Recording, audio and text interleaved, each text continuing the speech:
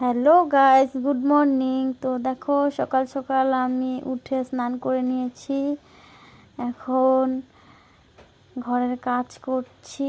এই যে দেখো, বিছানা গুছাচ্ছি, তারপরে ঘরের কাজ টাজ সব শেষ করে রান্না ঠান্না করব। রান্না ঠান্না করে যাব একটু ঘুরতে।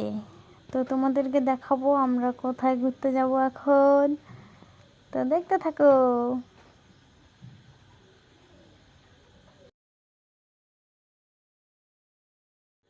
তো ফ্রেন্ডস, আমাদের এখানে নদী আছে।